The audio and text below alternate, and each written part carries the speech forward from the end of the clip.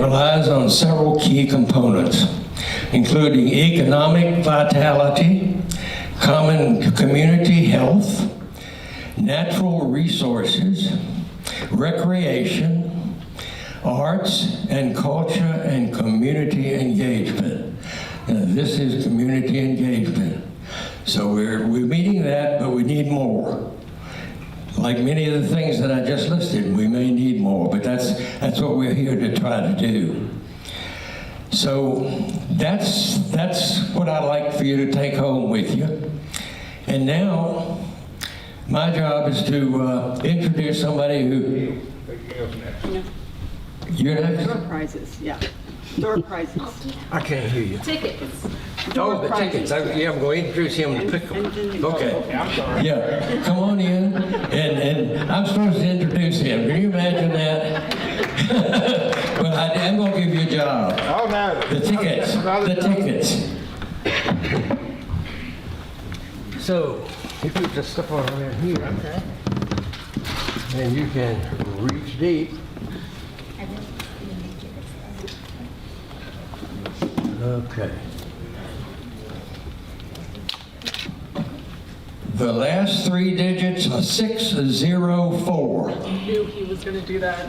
Oh, okay. Well, I'm glad you had to walk up the steps and not me down. Congratulations. We got one more.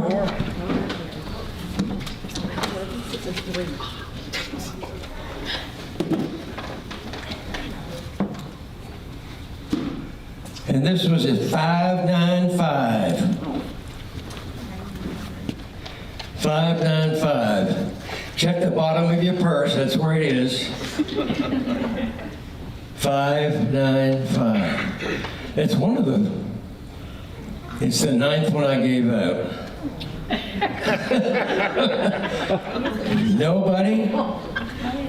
Nobody wants to claim it. Shall I try again? Yep. Okay.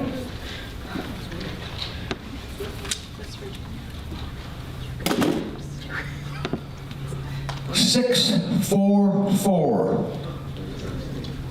That's me. Oh goodness. 644.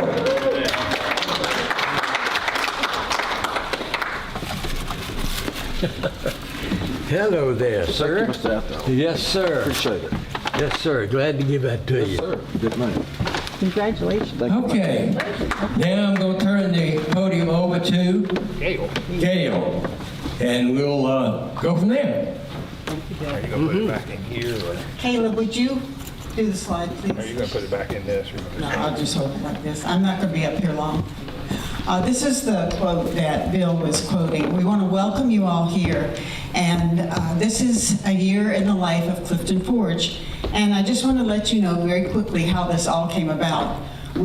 Our community gathering planning committee meets once or twice a month, and we were in a meeting and we were talking about a lot of the things that we were hearing and reading and things about Clifton Forge, and people thinking there's not enough to do, and that we can't have anything nice, those quotes that you read sometimes.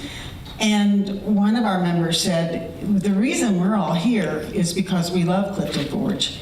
And we are very fortunate in our committee to have people who grew up here and people who came here. So we get a really interesting perspective. So we started talking about all the things that are here. And this has been 3 years of community gatherings. And the things that we've accomplished have been community driven. And I think that's really important to remember because you've made changes in the community and we want to continue to do that. So if we can change the slide.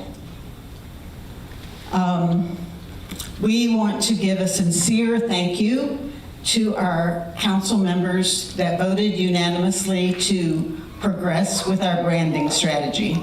So you may clap if you'd like, because we've been working on that for a while, and we're very grateful that they see the benefit. And Chuck's going to talk more about that when he gives his update. He'll talk about that. Next slide.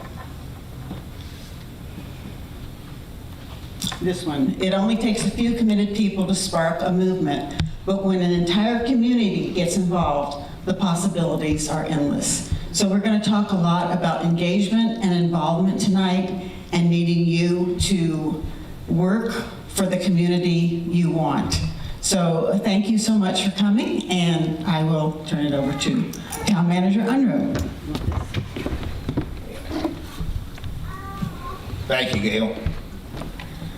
Thank everybody for coming. Every time we come up here, I look at it and I see the group and I see a lot of the same faces, but I'm also beginning to see some new faces. And that's exactly what Bill was talking about. We need new people, new engagement to get involved. I've got a few things to go over with you tonight, just kind of update you on what's going on in the town. They only gave me 15 minutes, so I'm gonna have to move through it pretty quickly. The first thing I wanted to update you on is both water line projects that we've got going on right now. The biggest one of those projects is the Smith Creek project. That's the water main from the plant into town. That project is on time to be completed by midsummer. Everything's moving smoothly with that, and happy to say it's pretty much on budget from what we thought it would be. Route 60 West water line installation is about 75% complete. They're moving down toward 5th Street now to do their final tie-in. And then once they do the final tie-in, they will just go back and connect the service lines that have been affected. We're trying to tie that into another project that we've got going on, and it's already tied into it somewhat. And that's the West Ridgeway Street paving. And that's a project that VDOT is funding through their State of Good Repairs for the town of Clifton Forge money. And we will pave Ridgeway Street from Roxbury Street all the way to the town limits. In addition to that paving, Hammond Mitchell, who's the contractor on the water line, is responsible for paving every street that they have impacted with the water line installation. We need to get moving on our part of the paving on West Ridgeway Street to make sure we can secure the VDOT money. And we're hoping to be able to do that, all of the paving at the same time, with Hammond Mitchell being completed on their project by the time we get to them. I have met with Mr. Franson, who is our contractor, and he is going to meet with me this week to walk, the next day or so, to walk the Ridgeway Street project and give me a projected start date, hopefully somewhere around the 1st or 2nd week in May. In addition to working with him and Hammond Mitchell on paving, I'm working with Columbia Gas and all of the streets that they've impacted in their pipeline repair and replacement this past winter. And we worked out an arrangement with them where instead of them hiring their paving contractor, they are going to get their estimate from their contractor, send it to us. We're going to get an estimate from our contractor, and we're going to try to work together and let them just pay their portion to the town. And instead of doing the piecemeal patchwork, we're going to start paving these streets curb to curb, so that you'll have a new street, no patchwork in it, and it'll be a whole lot better completed job at the end of that. So we're working with them to try to get that started. One bit of disappointing news to share with you tonight. You know, we've been talking for 2 years about the possible construction of an all-abilities playground in Clifton Forge, and we really got excited last year in the fall when we were informed that we had passed the sent to the Senate bill for a congressional earmark of $2.5 million to fund that playground. All the congressional earmarks for this fiscal year have been dropped from the budget, so we will not be receiving that funding. But we have reapplied for next budget round to try to be successful in that grant. The other thing we're working on Ridgeway Street, the bridge on the other side of 5 Sides, between 5 Sides and the Alleghany building. We're working with VDOT, and again, their State of Good Repair funding, which the bridge qualifies for.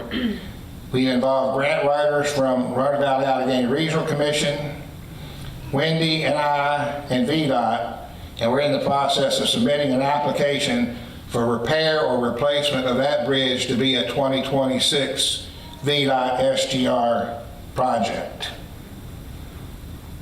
Maria is working in discussion with Brian Hill of Roanoke Valley Alleghany Regional Commission on beginning a strategic plan for Clifton Forge.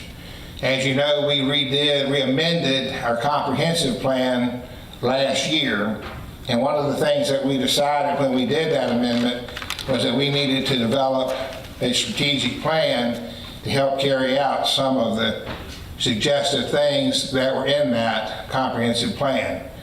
I'm sure that she will be working with council and myself and input from citizens and planning commission members on that project as it moves forward. You've heard me talking about our bad building inventory, working with Karen Weber from DEQ, who's spearheading this project for us. It's called Brownfield Abandoned and Dilapidated Buildings Inventory. And the process is that we have a group that's coming here on May the 13th. Some of them are from West Virginia University. Some of them are from Virginia Department of DEQ. And we hope to have a turnout of volunteers, of citizens of Clifton Forge, to help us start this inventory. Plan to inventory every structure in town, both residential and commercial. The end result for that is that they will provide us with a detailed evaluation of all the needs and the prioritized renovation and rehabilitation process for those buildings. I just saw a town down in Southwest Virginia, further than we are, that completed this, and they paid $50,000 for this inventory to be completed. Ours is being funded completely through funding from DEQ and EPA. It's not going to cost us a dime to get that same report. By the same token, Karen Weber, again at DEQ, is working really closely with Maria and I and the developers of the Jefferson School building to work with them on the boiler removal from that building, all the asbestos and lead paint abatement for that building. And again, that will be done on DEQ and EPA money. And that will help us meet part of our funding commitment to the renovation of the Jefferson School project. The project is moving forward, and most recently, Maria has applied for a up to $500,000 grant. It's called the BIPOC grant, and that stands for Black, Indigenous, and People of Color, and it's designed to support projects of cultural significance. And we think that that's a perfect fit for the Jefferson School, and that would be an additional $500,000 that would help offset our funding requirements to bring that project to reality. She submitted a pre-application for that grant. It was approved pretty quickly, and she's working now to get the application completed, and I think it's due around May the 23rd of this year. Let's see. Council approved a grant opportunity for Maria to apply for up to $250,000 for the possible construction of a bathroom facility along the Century Trail. That's something that we probably need down there. I've heard people say that that's the one thing that we're lacking, and I think that that application has a deadline of next month. Maria, is that right? Next month, May 3rd. May 3rd. So she will apply for that. Hopefully we'll be successful with that. And then lastly, I do want to kind of build on what Gail talked about. We've been talking about branding, coming up with a brand for the town, how we want to be identified. And I too am very happy to say that council voted with a unanimous vote to support the branding effort and project, and also to allow us to apply for a grant in the amount of $15,000 to finance it. And this is in support of the town and in conjunction with Clifton Forge Main Street to bring this to reality. So we're moving forward with that. And that's the update on everything that I think that we've got going on right now. And with that, it is my privilege to introduce Mr. Mike Beard, who is going to give us a discussion on history and heritage of Clifton Forge. Mike?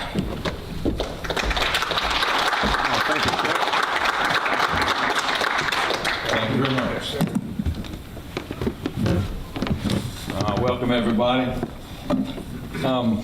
So, I've been here a long time, and part of that time I worked for the Chesapeake and Wye Historical Society as their archivist.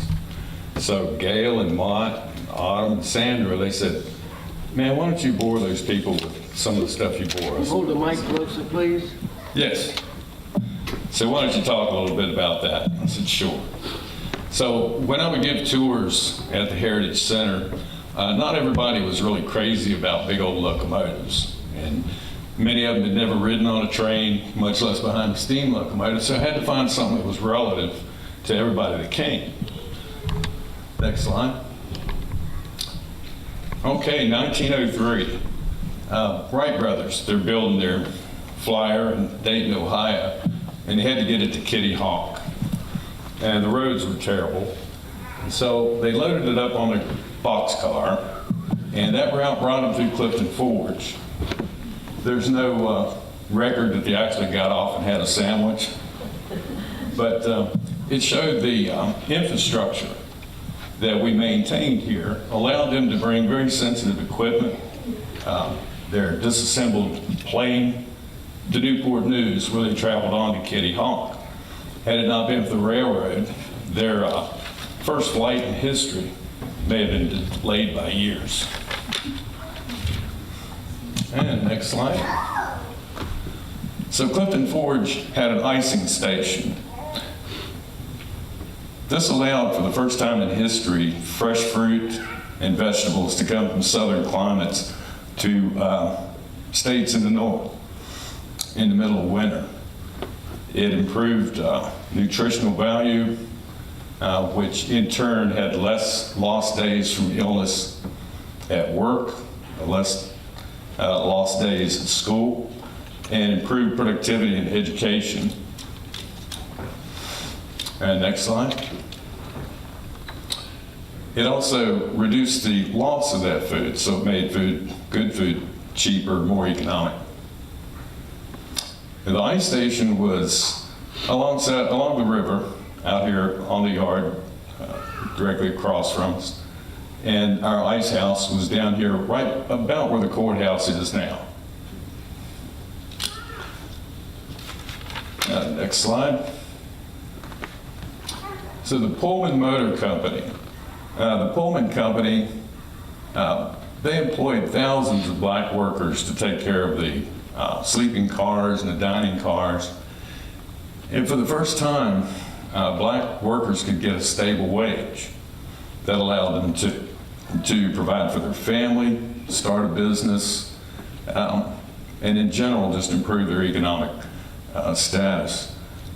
It also, for the first time, allowed them to send a new generation to college, which was actually the vanguard of the first black middle class. The porters that traveled, they would travel from New York to Chicago.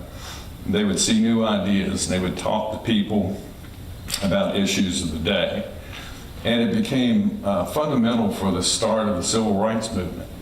And many of the people that worked in Clifton Forge, who were porters, got to see a lot of things that most of us never saw. Next slide. During the Second World War, Clifton Forge was instrumental in the shipment and movement of coal, steel, men, material. And that was facilitated by the widest railroad trestles, 21 tracks wide, up at Selma.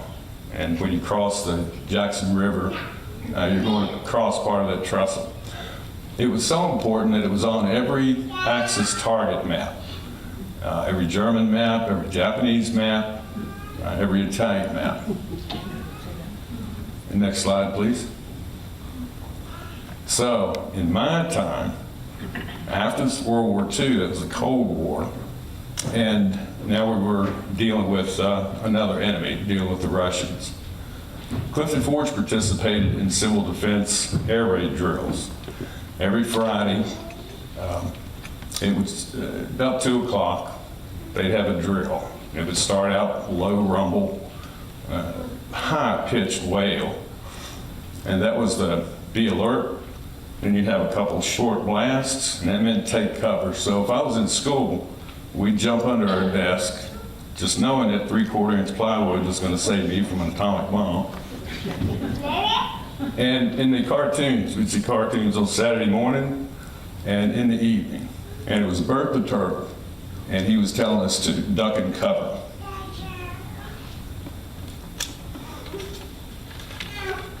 And next slide, please. So the C&O Hospital.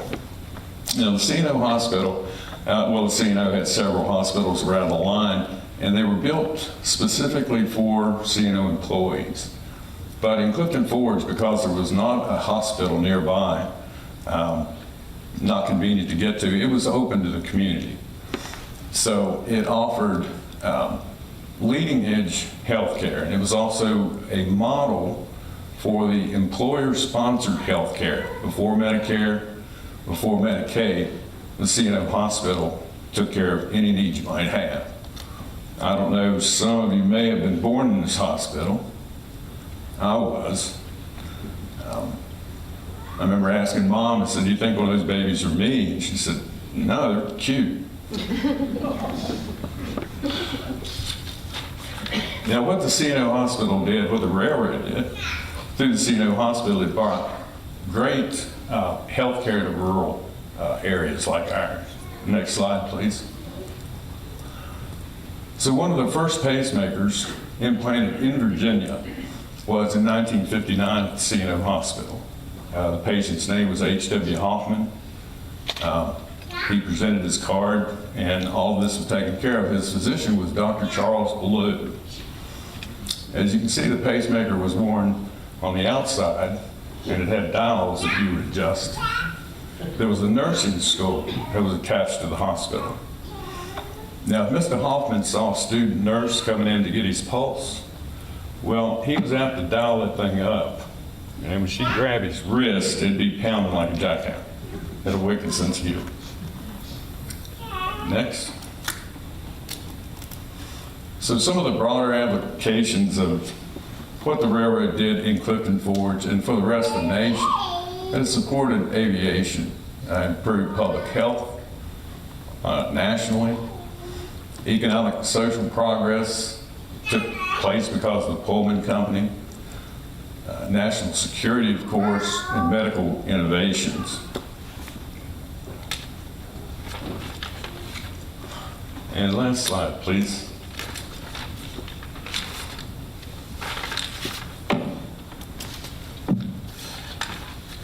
So Clifton Forge, although we kind of think it's a railroad town, it was a lot more than that. And this collection of historical narratives highlights Clifton Forge's legacy. It's more than just a railway town. It's a testament to how a people, an infrastructure, their labor, and technology can intersect to drive progress in ways that extend far beyond our tracks. Oh, thank you very much.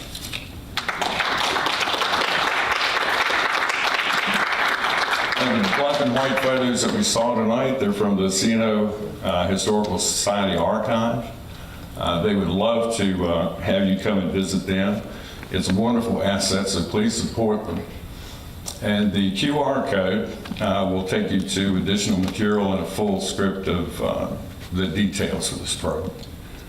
Thank you again, and now I'd like to introduce Sandra McHenry.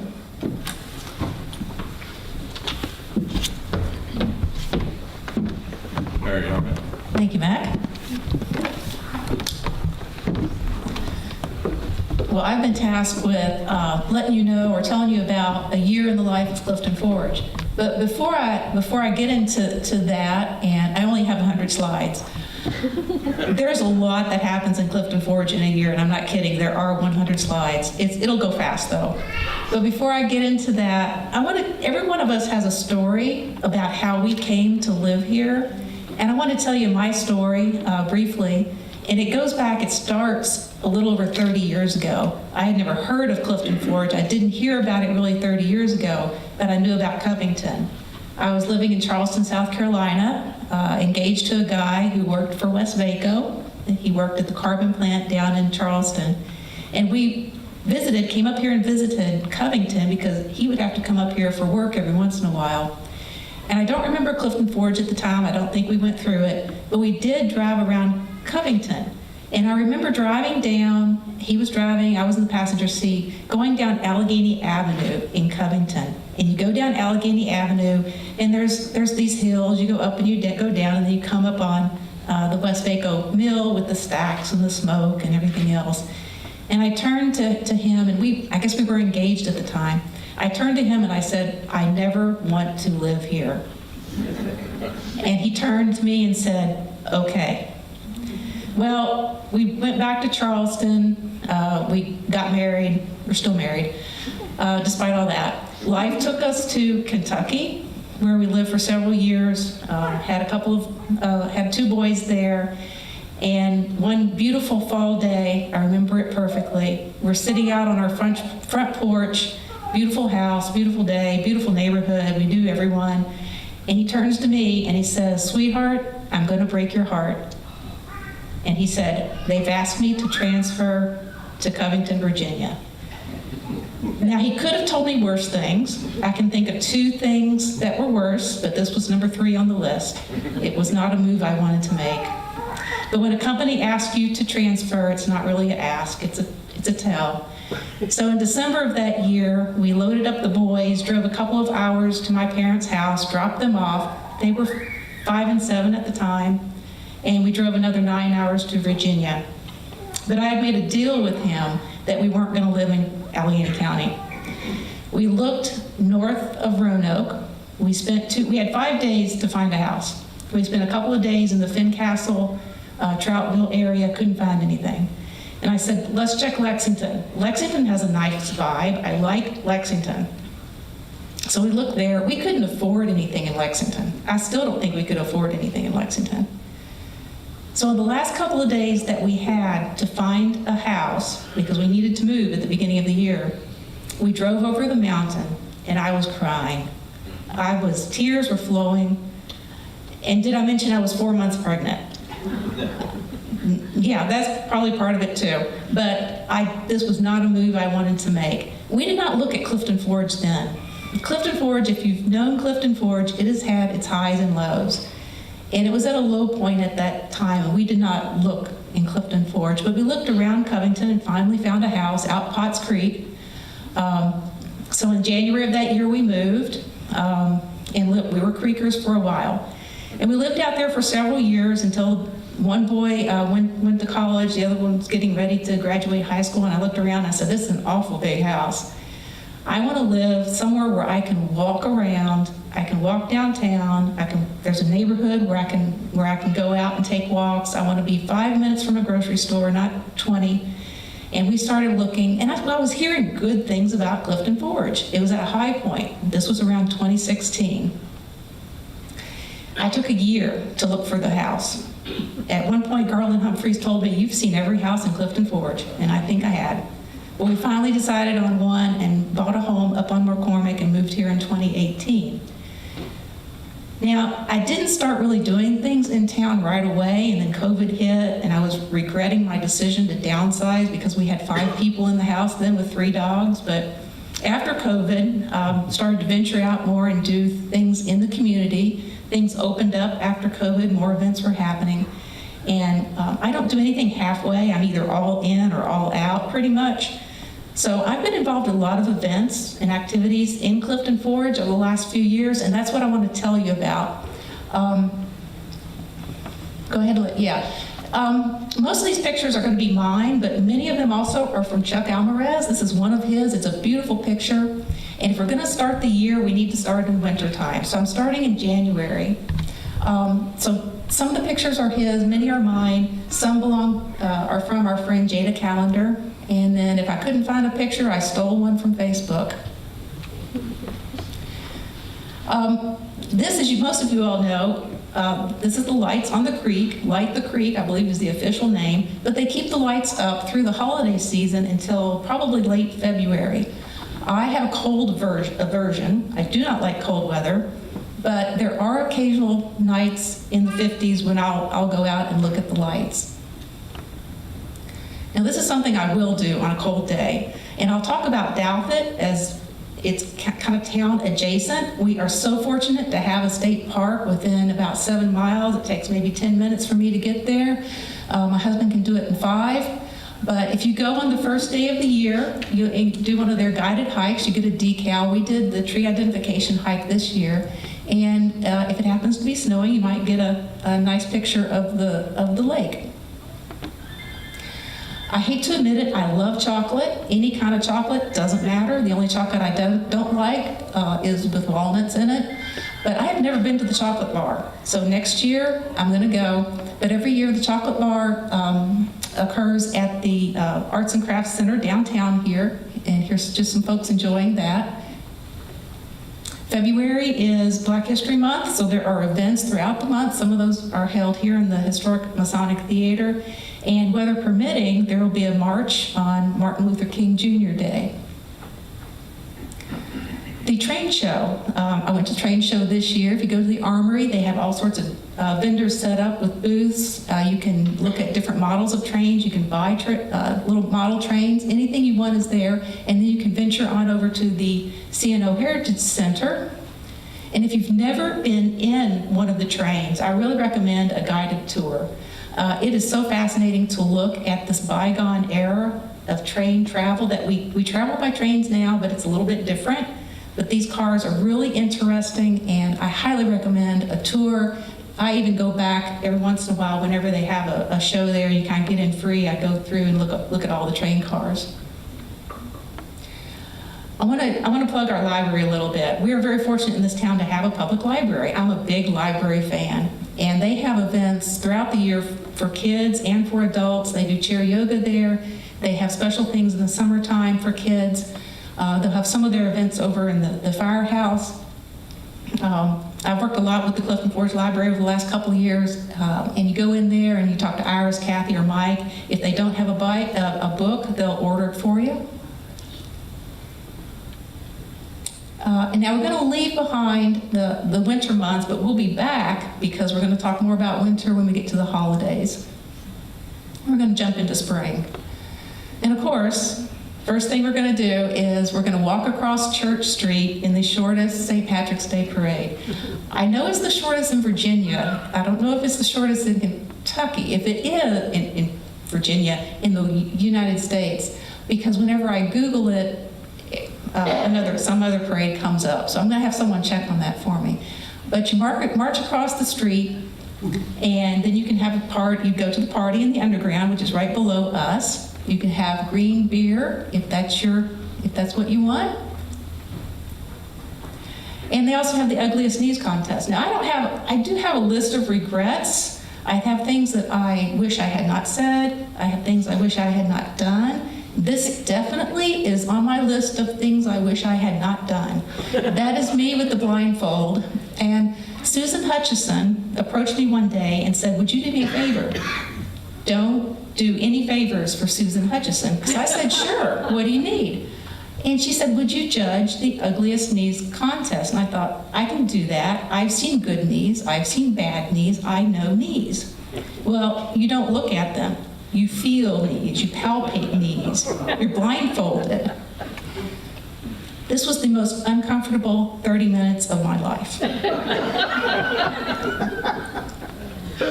We have a variety of festivals and events that happen throughout the year, and these are just two that happened in the last couple of weeks. 2 weeks ago, the Developmental Services Awareness Festival happened here, right over here on Church Street. It is by the CSB, sponsored by the CSB. Their developmental offices are here in Clifton Forge. There were lots of activities for kids. The poster on your left there is one that happened at the community college just last week. The Division of Social Services had a festival. Again, lots of activities for kids, lots of vendors, good food. We love our parades. I don't know of a small town who has more parades than we do. But the Easter Bonnet Parade is coming up this Saturday at 11 a.m. You can do your own Easter bonnet. If you don't feel like doing an Easter bonnet and being in the parade, be sure you go and watch the parade, because you'll see lots of fancy Easter bonnets. And after the parade, there's a contest, and people win prizes in different categories. Now, the picture here on the right it's a little blurry, but that's Zoe. Zoe was in the parade a couple of years ago and won some sort of prize, and she was very proud of her little handmade basket on her coat there. Now, the picture on your left, that's me last year at the Developmental Services Festival, and I put that there because I want to know who that is. And I have $5 in my pocket, and afterward, if someone can come up and tell me, and I can confirm it, who that bunny is, because they know me, but I didn't know them. But I'll give you $5 if you can tell me. All right, for the athletes, lots of stuff. There's chamber events that happen in Covington and in Clifton. This one is the Grand Fondo coming up in a few weeks. It starts in Covington, ends in Clifton. I think there's a piccolo fondo. There's all sorts of fondos, but that's an event coming up. And if you're not tired from that bike race, you can participate in the triathlon the following week. So this starts at the Sharon Senior Center. You do the run, you do kayak, and then you cycle. And just to show you an overconfident 16-year-old on the left, that's before the race. And then on the right is after the race. He was not very confident then. There are so many quilt shows. I have not yet determined when these quilt shows occur, but they seem to occur periodically throughout the year, and I'm sure there's one in the spring. But these quilt shows bring people from all over, and quilting is huge. I don't know how to sew. I can't really do a button or do a hem, but some people can do incredible quilts, and I've been to some of the displays, and it really is incredible. Spring is beautiful here. I don't know if you've been out for a walk or anything in any of our neighborhoods, but whether you're on the Heights or walking up Commercial, McCormick, these pictures are actually from McCormick. I think they're from 2020. I did a lot of walking around during 2020. Speaking of pretty, we have a Spruce Up Day coming up. We do one in the spring, another in the fall, and Mott is looking for volunteers. So she may come up and say, can you do me a favor? But say yes, you get this beautiful orange vest to go around and pick up trash around town. We want to make our town pretty for ourselves, but also for people who visit. All small towns have historic buildings, and we're no exception. So we just want to show a few of the buildings. I can't show them all because they're almost all historic down here in the downtown area, but many of our churches are really pretty. We even have a beautiful post office.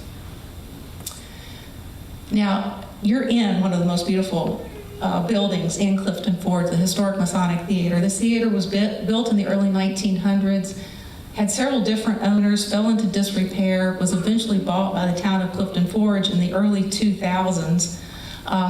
And then a foundation was formed to renovate and restore the theater, and I think the renovation started around 2015 and was completed around 2016. And if you remember, I started hearing great things about Clifton Forge around that time, and I can't help but think that this project really helped with the revitalization of Clifton Forge and downtown Clifton Forge. The theater had in 2024 over 160 events. That includes the concerts, community events, private venues, all the movies, over 160. 30% of those were free to the public. I can't convey enough about how much this theater has become the heart of the community. just some pictures from some of the events. On the left there is from the Barbie movie that they had here. The middle is Autumn, who's going to come up here and talk to us next. If you haven't taken a tour, those are great. And I believe this is the first time I came to this theater. I brought my daughter. She'll hate me for having this picture up there. Don't tell her I did this. But I brought her, and we went up to the balcony and watched The Wizard of Oz. A few more pictures from the theater. Dope Sick. I'm sure you all know about Dope Sick, and part of it was filmed here. Don't get mad at me. I've never seen it. Have not seen it. But I read the book. It's an excellent book. But they had a premiere party here, and on the left is the Emmy night when they rolled out the red carpet. A little bit about Cora Dance. Some of y'all may not know about Cora Dance. Cora was formed in Brooklyn in 1998 by Shannon Hummel, and they would come down to this area, sometimes not specifically to Clifton Forge, but they would come down and do workshops and teach kids dancing. And Shannon finally decided, well, I'm just going to move down here. And now we have Cora Dance Alleghany. And they have workshops here, they do performances here in the theater, and also at many other events around town. They are a pay what you can dance party. If we go outside, there's the amphitheater with the love sculpture with concerts during the summer. And the love sculpture is beautiful at night. If you go across the street, another historic building, personally, I love the color glass on the windows. It's very unique, and when you talk about small towns, every small town needs things that make it unique, because otherwise you're just like any other small town. And I look at that building and I think, that's unique. And then next door to that is the rest of the Clifton Forge School of the Arts. They have some concerts there. I do have this thing about skeletons. Whenever I see one, I take a picture. They have activities throughout the year, different classes, broom making, stained glass, all sorts of things. And in the summer, on Fridays, they do Fun Fridays for the kids. We also have, speaking of historical buildings, we have several bed and breakfasts. I'm going to apologize right now because throughout this presentation, I will leave someone out, I will leave out some event, I will leave out some business. So I'll apologize right now. Forgive me. You'll let me know later who I leave out, I'm sure. But we have at least 4 bed and breakfasts within Clifton Forge: Hillcrest, Ridgely, the Red Lantern Inn, and the Old Parsonage House. And then, right outside Clifton Forge, we have 2 in Lowmore, Minifer, which is also an event venue, the Opal House, and then this one is Firmstone Manor over in along Longdale Furnace Road. I'm going to take you on a walk on Ridgeway, and I'm going to start at the Tavern. Tavern's been here forever. I don't remember a time when the Tavern wasn't here. It may have been here when we first moved to Allegheny County. I don't know. But if you ever have an opportunity to go on a night when they have, as an appetizer, the Brussels sprouts with the honey and the bacon, get that. As you walk along that side of the street, you'll notice this little garden here. I don't know who does it, who maintains it, but I think it's lovely and it is unique. And then my new favorite ice cream place is the C&O Ice Cream Depot. They have wonderful hot dogs. The beef ones are good.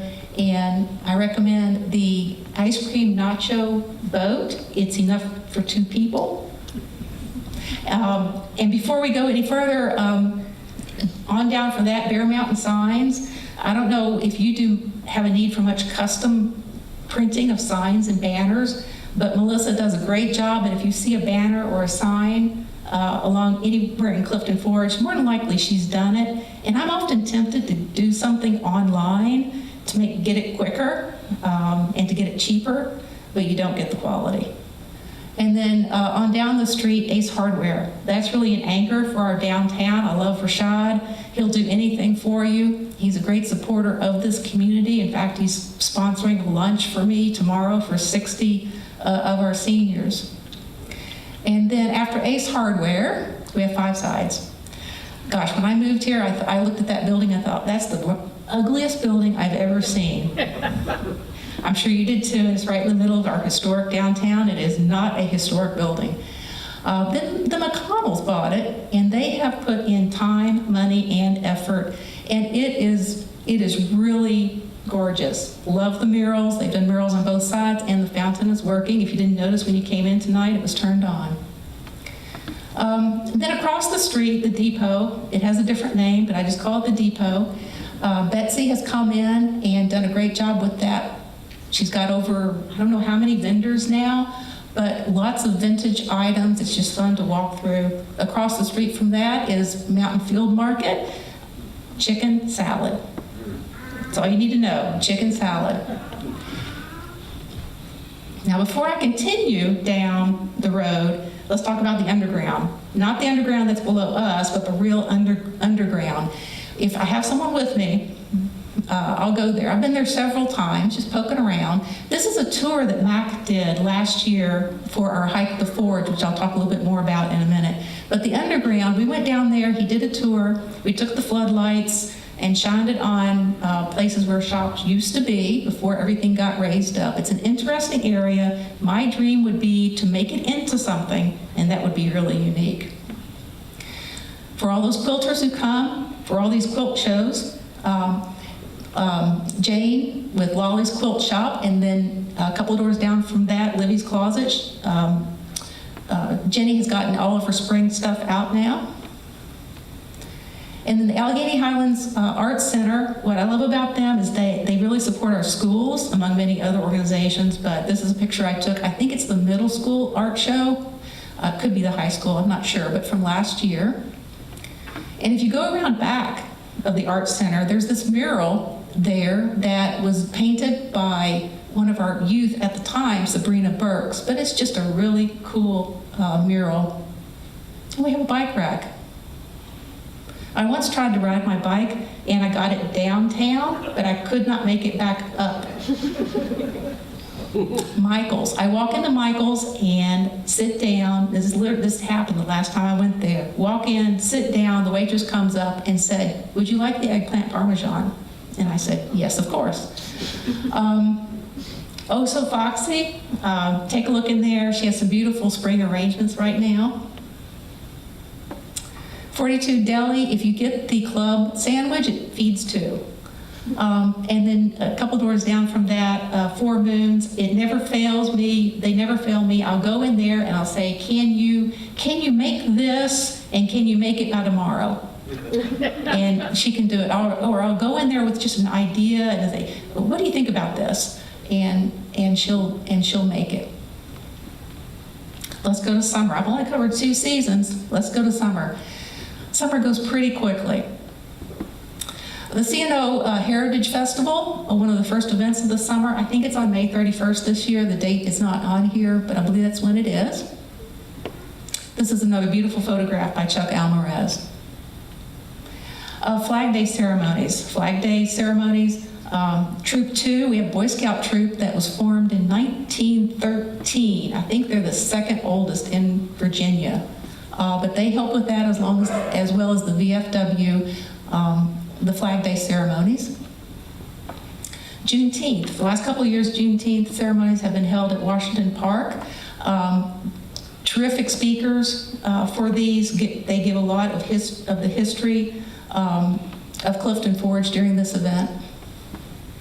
And then July 4th, another parade. All right, lots of stuff in the July 4th parade. I don't know where we found the bagpipes, but we always do. And I'm going to miss the Chihuahua. I know one parade, it's not going to be there, and I'm going to miss the Chihuahua. And events here as well for July 4th in the theater. Then we all gather at the Heritage Center for the fireworks. And some of these pictures are from Chuck, and there are a couple from Jada Calendar as well. The railroad, as Max said, is an important part of our history, but it's also an important part of our present as well. And we have Amtrak. We have the Cardinal Line. I think it comes through here 3 days a week now. Don't quote me on that. I'll look it up. But you can see we keep sending our children off to different places. Sometimes they come back, sometimes they don't. One went to Milwaukee and He's still there. That was 3 years ago. We sent our 16-year-old up to Milwaukee to visit him. Fortunately, she came back. But you can get on the train at 4 o'clock in the afternoon and be in Chicago at 10 o'clock the next morning. I think it's pretty incredible. It's not a drive I want to make. Our downtown market every Thursday afternoon, early evening.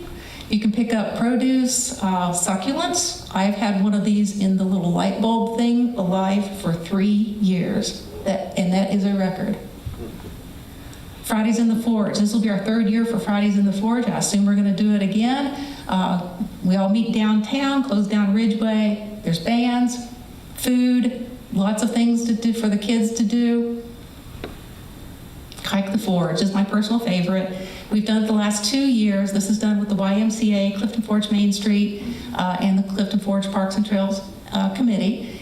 We're encouraging people to walk the trails of Clifton Forge. There are 4 trails, about 3.5 to 4 miles. And this past year we added some events. So this is Ranger Hannah from Douthat State Park, and she brought Ranger Shelley, who's a box turtle, and all the kids learned about box turtles. Hannah came down for a second event where we did the critter crawl, and we all got in the creek and found all sorts of critters to look at. And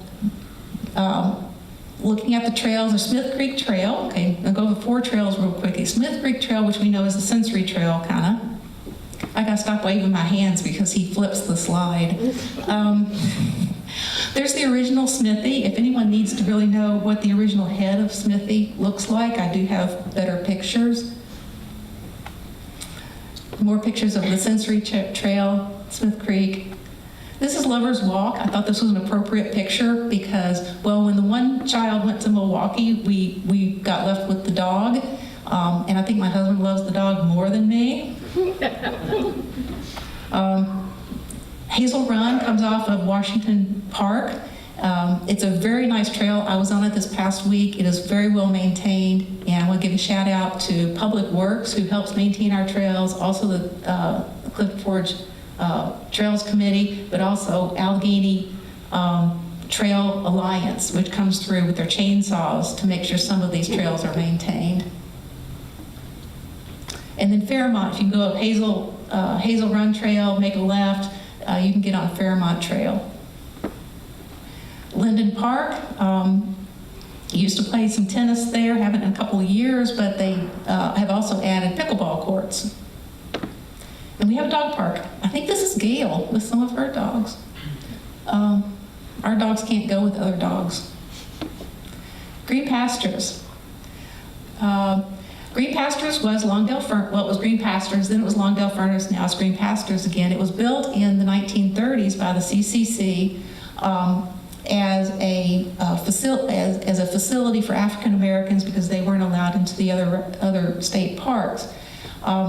It changed to Longdale Furnace in the 60s, but then just a couple of years ago, individuals from our town, which is why I include Green Pastures in the slide set, because it is an important part of Clifton Forge and the Clifton Forge community. Individuals from our town worked very hard on restoration of Green Pastures. It was renamed. The upkeep of the facility is now both a responsibility of USDA and the state of Virginia, so the Douthat Rangers keep it up. I'm very familiar with Green Pastures because I've spent a few years out there with the Cub Scouts. I was for 5 years. I was the day camp director. I am intimately familiar with the plumbing system, which they eventually, we had to stop using. Here's just a collage of pictures from Green Pastures. Douthat State Park. Again, we are very fortunate to have Douthat State Park right next door. We've camped there, tent camping, camper camping, and we rented a cabin. Why would you rent a cabin when you're not that far from your own home? Well, it's just a different experience. Douthat is beautiful. They have activities throughout the summer for the kids. They have about 5 a day where you can go and learn about different things about the park or about different wildlife. We went last summer because our favorite ranger was there, Ranger Megan, and we learned about possums and did a possum craft. It's just a beautiful park. I don't know that I've been to a park in Virginia that's more beautiful than Douthat. Mountain Gateway. So when I moved here, I was teaching at Mountain Gateway, so my commute was made much better once we moved here. But Mountain Gateway is important to Clifton Forge, and we are important to Mountain Gateway. I told you I like skeletons. I taught anatomy and physiology. There's always a car show. There's always a quilt show, and there seem to be a ton of car shows. This one's coming up, the Chessie Car Show. The picture on the left was a car show out at Scott Hill. There was a skeleton there, so I took a picture. Last thing in the summer is our National Night Out held at Linden Park, another event for the kids. And Sunset on Ridgeway. And now we're going to go into fall. First thing, we have Arts Community Celebration. If you ever see the lady on the left, her name's Abby, and she does beautiful watercolor. She's local. And there's another quilt show. And the quilters here around the love sculpture. The Fall Foliage Festival, everybody knows about the Fall Foliage Festival. If you buy the donuts, eat them same day, they're never as good the next day. Just some more pictures of our trails, because I had to put some in with the fall. Halloween in the Forge. So you can take your kids downtown to the downtown businesses, and they'll have candy for them. There's vendors, music, all sorts of things going on. There's a scarecrow contest. I did not put this here to scare you. And remember, do not tell anyone that this picture is here. But I just want to tell people, it's not every town or city that you can do door-to-door trick-or-treating. But you can do it here. And there are neighborhoods that it's perfectly safe to send your kids out and do trick-or-treating. Super Sunday. This event is held every year. You pre-order your soup. Last year they had over 24 chefs making soup, and you pick it up on a certain day.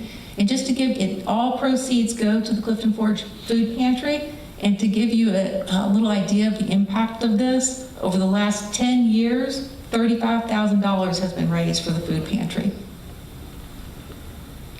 This is another great picture by Chuck Alvarez. Winter and the holiday season. It's getting cold again, so I'm inside. This is the event that no one can spell and few people can pronounce. Chris Kendall Art at the art school. And the home tour, every year the Clifton Forge Women's Club does the home tour, 4 or 5 homes. A few of them are going to always be in Clifton Forge, and they also do a silent auction downstairs. I've been sucked into that so many times.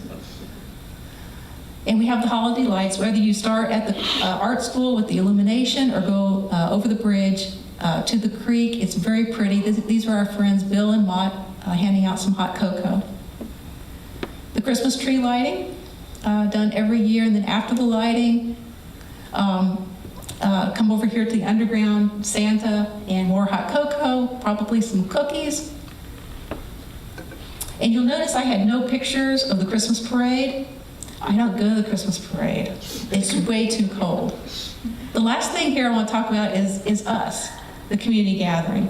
I joined the committee about 2 years ago, so I wasn't one of the first ones.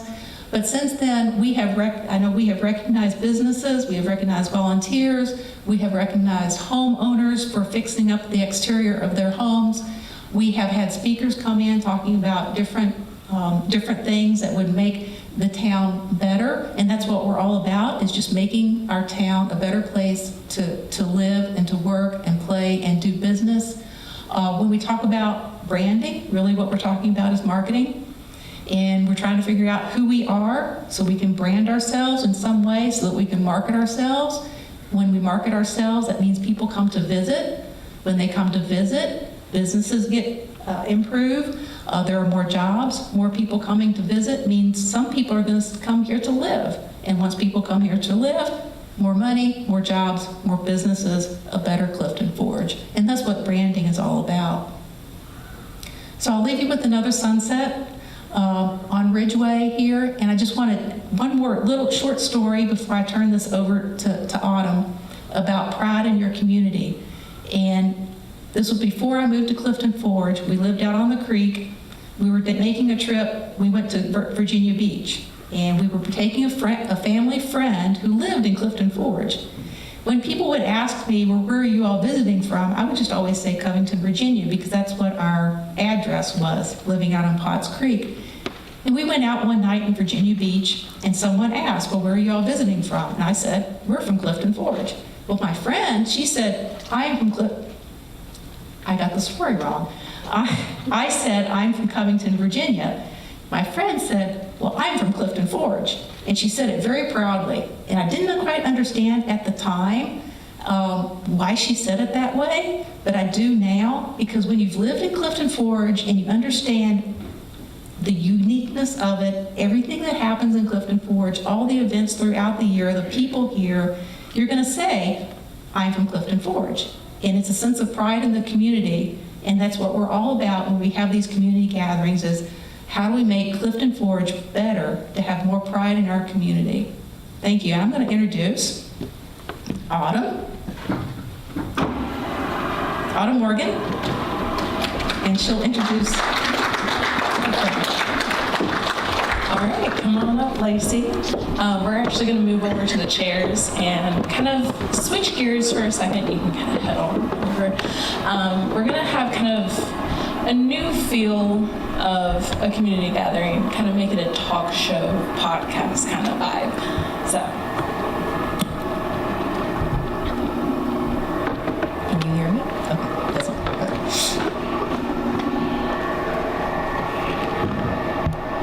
all right. It's on? Gotta give it a second. Maybe. I'll just, oh, no, there we go. Okay. All right, so we're actually going to start with talking about how we ended up back in Clifton Forge. Do you want to start off? Sure. So I had just left a certain job, and I was kind of burnt out from working for people, for not having a purpose really with what I was doing. And my mom kept telling me, hey, you should apply for the chamber. Apply for the chamber. They have a marketing position open. I'm like, no, I'm going to do my own thing. And I actually came down to Four Moons because I wanted to help in some kind of way in the town that I grew up in, and got to help with some of their website stuff and taking pictures and everything.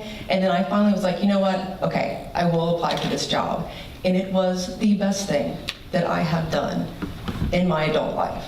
And I say that with genuine sincerity, because this has been what I was looking for in a position, is to be able to help and be able to give back to a community, and especially my community. So that's actually how I got back here. Now I work for the chamber, and we're having a great time. So yeah. So I actually moved back to the area after graduating from WVU in 2020. So I actually didn't have plans to move back to the area. Got a graphic design degree. I was going to go work with a design firm, but the universe had other plans. So COVID happened. I ended up back home, stuck at home, and to keep me busy and keep my creative mind working, I actually ended up getting a laser engraving machine, and it went downhill from there. So the more we started working, the more we realized this is actually a need that this area has. So we ended up opening Four Moons Designs, running it out of my house, and then we got way too big and ended up moving onto Ridgeway Street in Clifton Forge. And when we opened, we were not prepared for the community reaction. So it started off small, people walking by asking, who are you, what are you doing? And then we actually started talking to people, getting to know everyone, and they were incredibly supportive of our business. And then I met Chuck Unrow. I've bothered him every day since, so he probably regrets meeting me, but but he has helped wonders since moving back here. But yeah, I just kind of landed back here after COVID happened, and we're still here. We're growing, we're expanding, so we're excited about that. And we're glad you came back. Yes. You are investing in the community. Yes, it's wonderful. So we're gonna hit, well, we kind of talked about what influenced us to live here, but why a small town instead of a large city? I could tell you a billion reasons why a small town instead of a big city.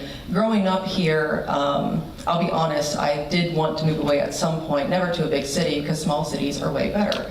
But coming back here and just realizing being in a small town compared to a big city is knowing the person that you're walking past on the sidewalk. It's going into a shop downtown and knowing the owner and maybe being able to experience everything with a community instead of individual everyday lives. Instead of just walking past someone on the street not knowing them, you actually have a community here that cares about you and you get to invest back in them. And plus, we don't have traffic.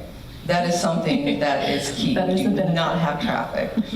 Yeah, no, I 100% agree. It's definitely the community that is a drawing factor for us.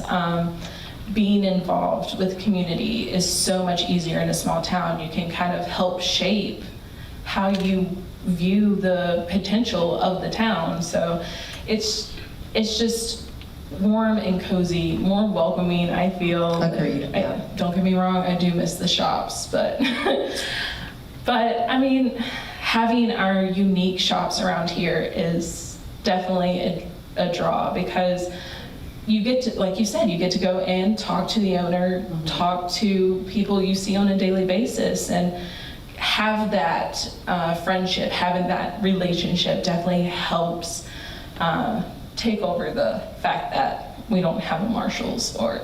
We don't need a Marshalls. We have plenty of things, but yeah, I understand. But how has living here impacted your personal and professional goals? Professional goals, I never thought I would end up in a position that I am in now. And so truly, coming back to the area has only been a positive influence on my life. It has made my life better.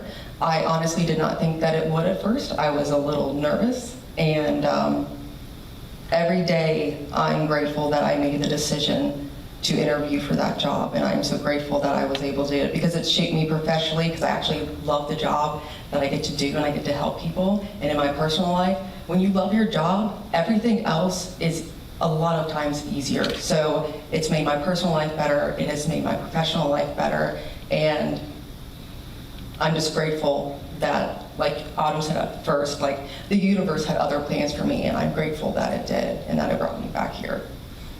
Yeah, actually landing back here, I was not expecting to start my own business I was, 21 at the time. So being 21, I didn't know what I was doing with my life. And I never pictured myself owning a business, and I never pictured myself being my own boss. I expected to be hiding behind a computer every day of the week and not having that human connection with everyone. But opening the business, it definitely has helped me come out of, kind of reach out more, get out of my comfort zone. I'm up here speaking.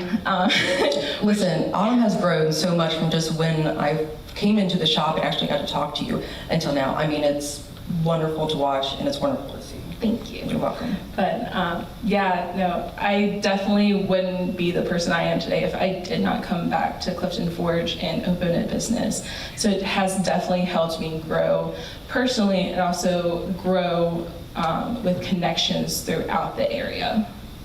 Yeah. Then what do you love most about the small town life, and what do you find challenging?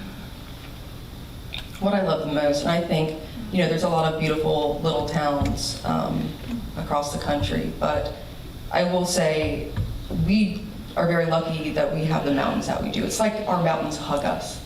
And I love that about our town. You wouldn't get that in a big city. I love that the nature really is a part of what we are here. And again, to reiterate what I said before, small businesses are everything. I'd much rather, go to Libby's Closet or the Depot to get things to decorate my home instead of buying it off of Amazon. There's so much more meaning in it. And those are kind of the things that I love about a small town. And let me say, and I agree with this, working for the chamber, we have the events throughout the year. And one thing that I do ask people when they're in the area is, what do you like about the area? Or maybe I'll ask someone who's moved here before, moved here from somewhere else, what do you like about this area and why did you decide to stay? And it's because of the beautiful mountains, but mostly the overwhelming response that I get is because of the people. It's because of you all. It's because of the way that you treat people when they come here, and they don't get that treatment anywhere else, and it's extremely special and unique. Yeah, I definitely, the mountains are definitely a draw. I actually did an internship at Disney World while I was in college, and that was the thing I missed the most. Everything was way too flat. Mm-hmm. It was also way too crowded for me, but I truly missed the mountain sunsets. There's just something about them that you can't get anywhere else. But the challenging thing is the youth community is not really out. Like, we're tired. We want to go home. You're right. I only focus on positive things that you're right. Yeah, no. We're tired. We want to go home. But I do miss that kind of sense of young community that we definitely need to kind of, as young people, yes.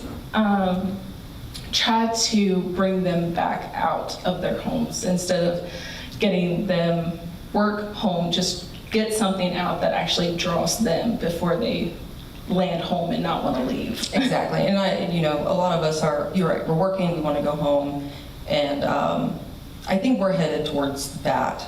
Definitely. Slowly but surely, and it's good to see. But I think you're right, that is kind of a barrier that we're coming into. But everything that we're doing as a community is moving us towards that, mm-hmm. and I'm thrilled to see what that brings us. Yeah. I am very proud to be working with Clifton Forge and everyone in the community to actually get those events and locations that draw people out of their homes. All right, so finally, what kind of support or changes would make this town even more attractive to young professionals like you? So we kind of had a discussion about this before we came up here earlier. And one thing Autumn brought up was a third? A third location. Yeah. So, and I did not know what that was, and I'll let her explain it because she's way better at it. But basically having areas that once people get home from work, it's fun for them to go out and just chill at this place. And she brought up Jack Mason's as an example. You can go there to listen to music. You can go there to just sit at the bar. Just go and see your friends there, and they always are doing events, having more locations like that, which again, I do think that we're moving towards, especially in the previous years. Yeah, with many businesses coming in and hopefully opening more buildings on Main Street, third locations will just be great to draw people back in, kind of from the last question. So like bookshops, cafes, just places that you'll spend your time instead of just going eat and going back home. So it's somewhere that you'll actually spend time outside of your home and away from work. My biggest change that I would hope to see is embracing the youth before they leave. If I was more involved in high school, mm-hmm. I probably would have chose to come back instead of the universe kind of nudging me along. Mm-hmm. So if we just kind of embrace that, get the high school kids, even middle schoolers more involved in the community, I think that would definitely help bring the pride of the area and instill that in them and maybe that would bring them back and want to start their own business if they don't find the career that they want. Kind of like how I did, but Yeah. any other statements you want to make? Well, I just want to thank everyone for coming tonight and everyone who presented. I will say Max and Sandra's presentation reignited, even though it was ignited before, reignited another little spark in me. Just hearing the background even more in detail about what Clifton Forge was and where we're going now, where it was back in its heyday, it's like we're headed there again. And I'm extremely excited to see it and be a part of it, and I'm lucky to be a part of it with you all. So that's it. Great, thank you very much, Lacey, and thank you all. I'm going to invite Mott up to wrap us up and get y'all out of here.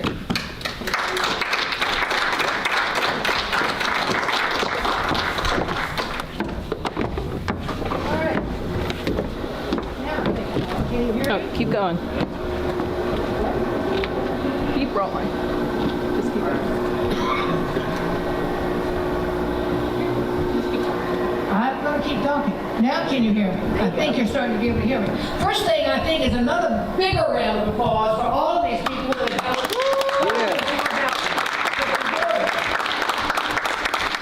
Well, the stream is coming back down, which is what I need to have in order to tell you what I need to tell you. I will explain a little bit about myself. I was born and raised in Virginia, but in Norfolk, Virginia. Very flat land, not very pretty like the mountains of here. And my husband was a naval officer. We traveled, we lived in different places, different states. And eventually we settled in the state of Maine, which we had fallen in love with, and bought a farm and lived there for 20 years. And we were trekking back and forth to Virginia to see all of our children here. And so we came back here to Virginia to visit with them, and we were over at the Horse Center in Lexington. And our youngest daughter was competing there. We were sitting by our camper, and we said, you know, I think we ought to move back here. It's really pretty here. Both of us, our families were gone, so we need to go to Bill's hometown, Lynchburg, or to Norfolk again. God forbid I ever have to go to Norfolk again. There's too many people and too much of a city anyhow. So we bought a farm here. And I remember coming into Clifton Forge early in our tenure here. This was 20 years ago again, another 20 years. And I remember Bill and I looked around and said, well, you know, we're retired. We can go to Roanoke to find the things we want to find. That'll be okay. It's all right that we live here, but we can just truck down to Roanoke. And little did I realize 20 years ago how much there is to offer here, to the degree that I pray I don't have to go to Roanoke. Believe me, I don't ever want to go to Roanoke back and forth. We now have a screen up, and I wanted to share with you a few things, if we can bring them up. There you are. These are some interesting facts about Clifton Forge in the area. It straddles a major interstate highway, 64, with an exit at each end of town. It straddles a major river. It straddles a major railroad, as we've already talked about. The Amtrak station we've mentioned.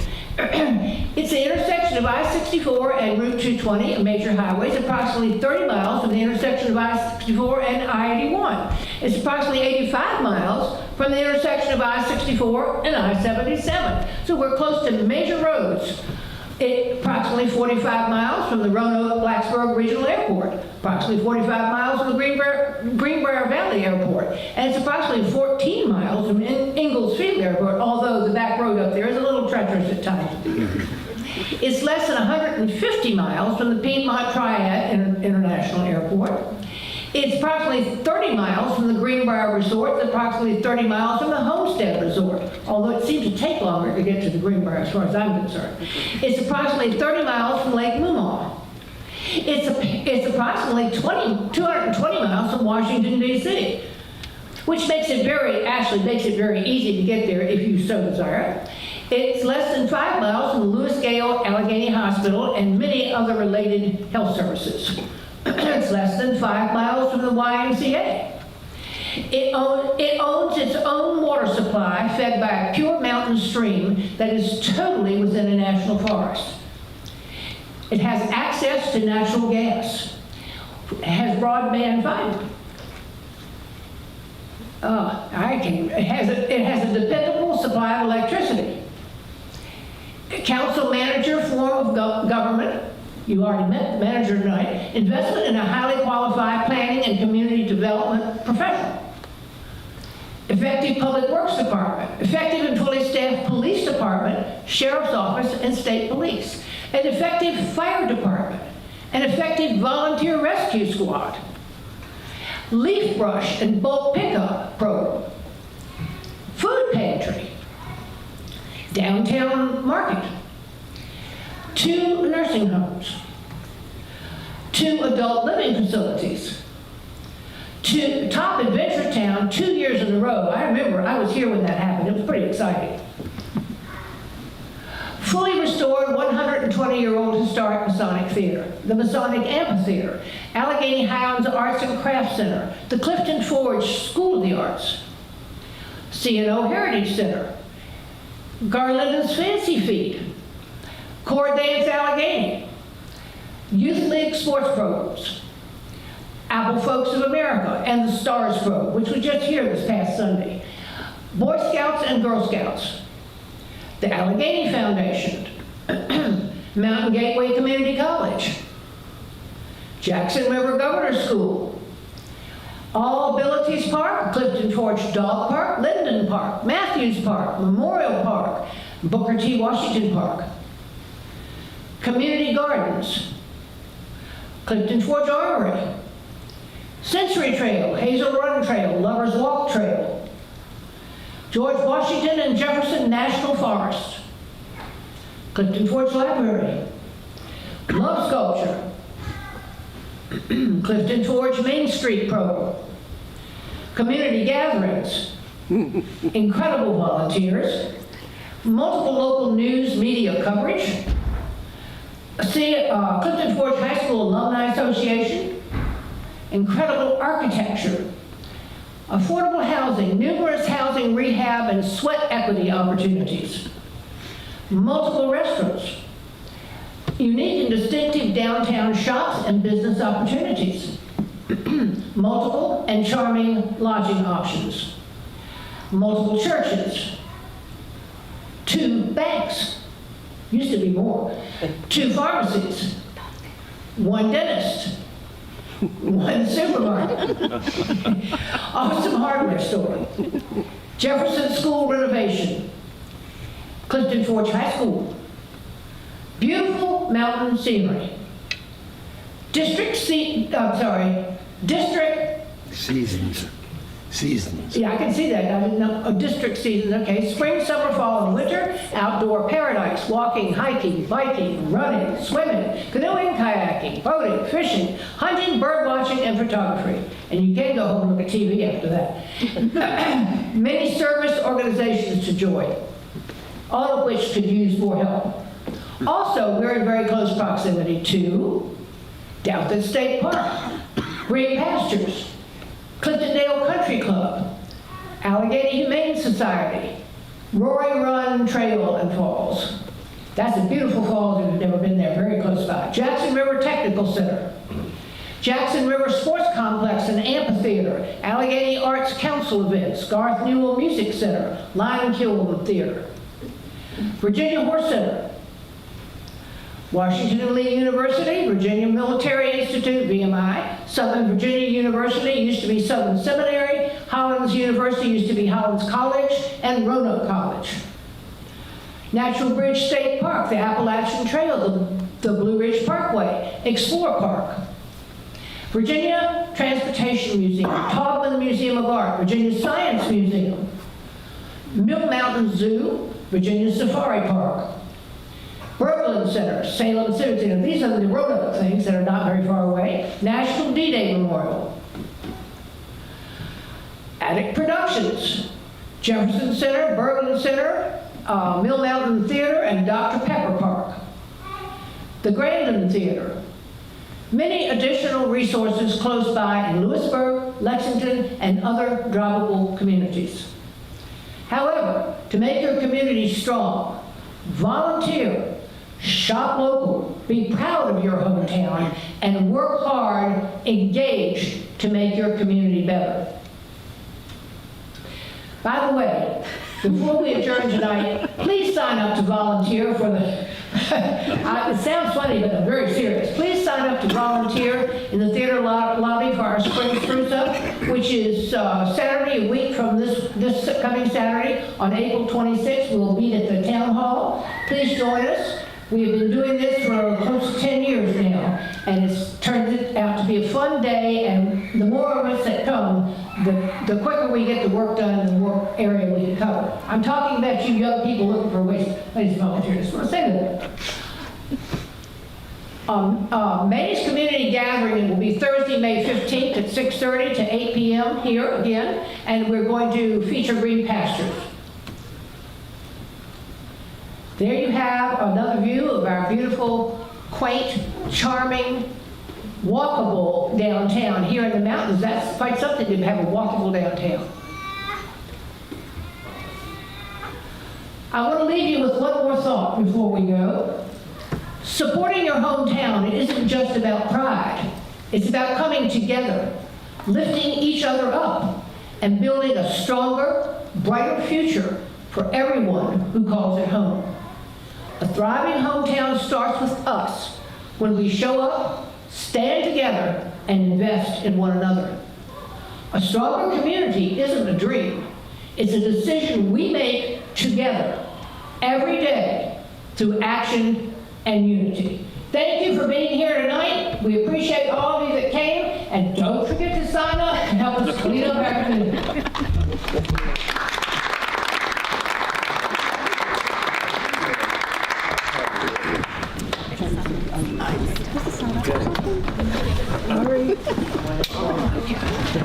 It's okay if y'all want to sign up. Yeah. Where'd you get all these pictures at? Most of them. Some are Chuck's and Joe. Okay. Yeah.